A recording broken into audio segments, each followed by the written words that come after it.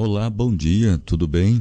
Eu espero que você tenha tido uma noite muito especial. Eu sou o seu amigo, Carlos Bock, e estou contigo na jornada Intimidade com Deus, quinta jornada espiritual de 40 dias com Deus. O tema geral é comunhão e profecia. Eu gostaria que vocês orassem pelos amigos de outras igrejas que estão acompanhando essa jornada, para que Deus possa falar ao seu coração. Nós estamos hoje começando o dia número 11 e o tema A Besta que Emerge da Terra, parte 2. O texto compreende os trechos de Apocalipse capítulo 13, versículo 11 até o 18.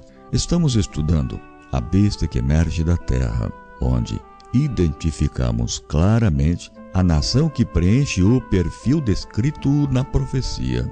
Não podemos negar o que essa nação já fez e ainda faz em favor do Evangelho. Todos somos gratos a Deus pelos recursos, em geral, que ela tem fornecido para a pregação da mensagem. Mas, profeticamente, esse país exercerá um papel determinante em favor do dragão e seus seguidores. Hoje, veremos como se dará a união dessas forças e como realizarão milagres e prodígios para enganar o maior número possível de pessoas. União de forças. Vamos descrever brevemente o processo da união entre a besta, o protestantismo apostatado e o espiritualismo.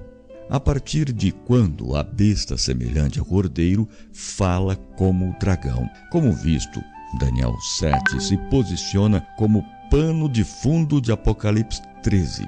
Tanto lá como aqui, símbolos, entre aspas, animalescos, são usados na profecia para representar poderes religiosos e ou políticos que exercem domínio em oposição a Deus.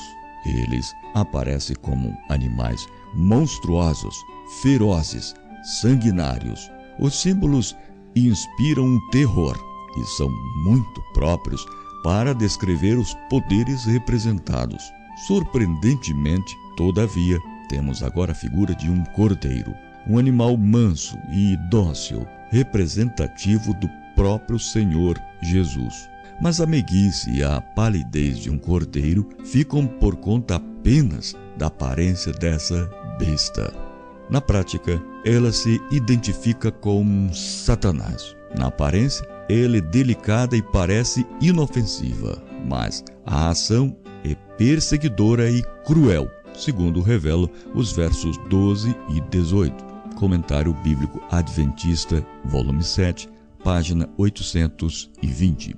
Como é cordeiro apenas na aparência, o Apocalipse identifica essa besta apropriadamente como, entre aspas, falso profeta. Ver Apocalipse 19 e 20. Os Estados Unidos da América são o poder aqui representado, o maior país protestante do mundo. Se a aparência desse cordeiro aponta para a formação evangélica dessa nação, o falar, entre aspas, como dragão, deve inevitavelmente apontar para um fato: o seu sistema religioso cairá em total apostasia. Falar, todavia, em protestantismo apostatado requer, no mínimo, uma rápida abordagem histórica que permita observar se há mesmo um processo de eventos que resultará em apostasia. No início, o protestantismo foi, naturalmente, a expressão e o sustentáculo da verdade divina. E, nesses termos, convenhamos, a besta semelhante ao cordeiro falaria como dragão. Igualmente, um falso profeta pode, pela apostasia, se tornar um falso profeta, como foi o caso de Balaão, Neemias, do capítulo 22 ao capítulo 25, e Apocalipse capítulo 2, versículo 14. Como sabemos, a reforma protestante no século XVI na Europa, embora com algumas conotações políticas, foi, antes de tudo, um movimento de retorno à Bíblia e à Bíblia só, como norma exclusiva do viver cristão. Esse retorno, lamentavelmente, aconteceu em geral apenas durante o período da vida dos reformadores. Logo, foram estabelecidas diferentes igrejas com específicos credos definitivamente assentados. A palavra de Deus, cuja infalibilidade havia sido aceita em lugar da infalibilidade da igreja dominante, passou a ser utilizada em última análise como um veículo confirmador de novas estruturas doutrinárias e ratificador de decisões de concílios e assembleias de teólogos protestantes. Ficava assim bloqueado o progresso no conhecimento da vontade de Deus. Isso fez com que os novos movimentos religiosos fossem surgindo, tão somente para se acomodarem, a exemplo dos anteriores. Esse estado de coisas colaborou para a eclosão do nacionalismo no meio protestante, precedida por uma tomada de posição aparentemente honesta para com a Bíblia. No fim do século XVIII, alguns teólogos passaram a defender o direito de a Bíblia falar por si mesma. O que fora anteriormente estabelecido deveria ser revisado e corrigido. Bem, esse era essencialmente o espírito da reforma daquele desde o princípio, liberdade para o exame pessoal das Escrituras. Mas agora um passo adicional foi dado que culminaria no extremo do liberalismo, no empenho de estabelecer um sistema filosófico ou ético totalmente independente de qualquer posição previamente fixada ou de alguma autoridade considerada arbitrária. O homem descambou para o racionalismo. Tudo deveria ser aceito à luz da razão. E com isso, a Bíblia foi relegada a um plano ainda mais inferior. Se antes os dogmas e credos estabeleciam um posicionamento a ser ratificado pela Bíblia, agora cada cabeça estabeleceria o seu próprio conceito sobre Deus, o pecado, o homem, o mundo, a salvação, etc., ao qual a Bíblia seria adaptada. Em consequência, teorias que distanciavam o homem de Deus ou Deus do homem não se fizeram esperar. Entre elas, o deísmo de Voltaire, muito difundido nos Estados Unidos no século XIX. O próprio Guilherme Miller era deísta até se dedicar ao estudo profético e liderar o conhecido reavivamento espiritual que sacudiu os Estados Unidos com a mensagem do breve retorno de Jesus. Deus estava conclamando as igrejas para que reassumissem uma posição de fidelidade para com Ele, retornando aos princípios da Bíblia e abrindo o coração para novas revelações que seriam dadas. Isso foi verdade, particularmente em relação ao millerismo, através do qual Deus concitou os evangélicos dos Estados Unidos a tomar uma posição. A primeira mensagem angélica estava sendo pregada com poder e, caso fosse aceita, prepararia os corações para as duas seguintes. Ela foi, todavia, rejeitada pelas igrejas daquele tempo, o que as consolidou num processo de apostasia. Segundo o espírito de profecia, a mensagem, entre aspas, caiu a grande Babilônia, de Apocalipse 14:8, foi proclamada primeiramente no verão de 1844 e teve naquele tempo uma aplicação mais direta às igrejas nos Estados Unidos, onde a advertência do juízo tinha sido amplamente proclamada e, em geral, rejeitada, e onde o processo de decadência das igrejas havia sido mais rápido. A mensagem do segundo anjo, porém, não alcançou o completo cumprimento em 1844. As igrejas experimentaram, então, uma queda moral, em consequência de recusarem a luz da mensagem do advento, mas essa queda não foi completa. Continuando a rejeitar as verdades especiais para este tempo, têm eles caído mais e mais. Mas A obra da apostasia não atingiu ainda a culminância. A queda da Babilônia se completará quando a união das igrejas com o mundo se tenha consumado em toda a cristandade. O Grande Conflito, páginas 389 e 390. Estamos caminhando para esse ponto. É verdade que o racionalismo como ideologia foi posteriormente descartado, mas tão somente para dar lugar a outros conceitos, como o existencialismo, o humanismo, que as igrejas têm abraçado. Em 1859 foi publicado o livro A Origem das Espécies, de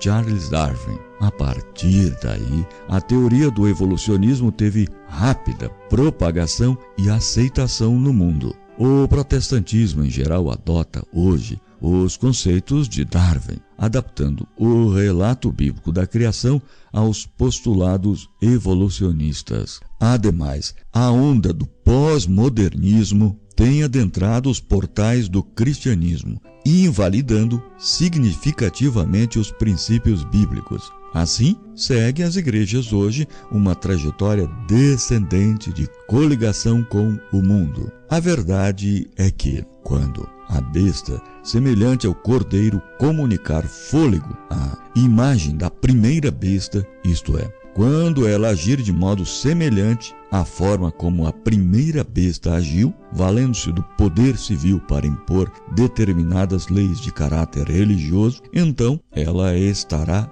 falando com o dragão. E o resultado de tudo isso será opressão, perseguição e morte. Essa profecia de Apocalipse capítulo 13, verso 11 ao 16, com especial referência à imagem da besta e à imposição do seu sinal, se cumprirá quando aquela nação, os Estados Unidos, impuser a observância do domingo, que Roma alega ser um reconhecimento especial da sua supremacia. Prodígios. Não é por acaso que o espiritismo moderno tenha tido origem na mesma nação que abriga hoje a maior representação protestante do mundo. Também não é por acaso que nela tenha surgido o espiritismo evangélico no mundo, isto é, neopentecostalismo e carismatismo. Daí e do espiritismo declarado virá a operação dos grandes sinais pela segunda besta e em favor da primeira. Quanto ao cumprimento do fazer fogo descer do céu à terra diante dos homens, Apocalipse 13:13, as opiniões variam desde o lançamento da bomba atômica sobre Nagasaki e Hiroshima na Segunda Guerra Mundial até um cumprimento literal no futuro, posição esta que parece contar com o apoio do espírito de profecia. Operar-se-ão prodígios, os doentes serão curados e sinais e maravilhas seguirão aos crentes. Satanás também opera com prodígios de mentira, fazendo mesmo descer fogo do céu à vista dos homens. Todavia, essa aplicação feita por Ellen G. White não esgota o sentido da profecia. Essa previsão pode indicar um falso derramamento do Espírito, que resultará num falso reavivamento de dimensões mundiais, que culminará em uma contrafação do retorno glorioso de Jesus. O inimigo, de fato, fará parecer que Cristo veio. Sabemos que o fogo é símbolo do Espírito Santo e uma das façanhas que as igrejas carismáticas alardeiam é o batismo com poder do alto. É evidente que o fenômeno, em muitos casos, parece realmente acontecer, só que não podemos rotulá-lo de genuíno. Assim, um falso, entre aspas, fogo do Espírito estaria sendo derramado, falso na pretensão de ser do Espírito Santo, não no fato de ser fogo espiritual mesmo. Vale repetir que o neopentecostalismo, que tem a mesma posição dos carismáticos, teve seu nascedouro na América do Norte, e isso por volta de 1842, como contrafação ao verdadeiro dom do espírito de profecia. que seria logo manifestado na igreja remanescente. E lembremos que o derramar fogo pela segunda besta é uma contrafação do que Elias fez pelo poder de Deus nos tempos de Jezabel e Acabe, justamente para destruir o poder religioso de Baal, cujo culto foi introduzido em Israel por essa rainha pagã fenícia. Agora, o diabo, através do falso profeta, contrafaz o ato poderoso de Elias no passado, justamente para restaurar o poder religioso e também temporal da moderna Jezabel. Essa maneira de ver o cumprimento profético parece estar na direção certa. Não há dúvida que o Espiritismo colaborará diretamente e muito para que finalmente a imagem da besta seja erigida, o que significará a restauração da supremacia papal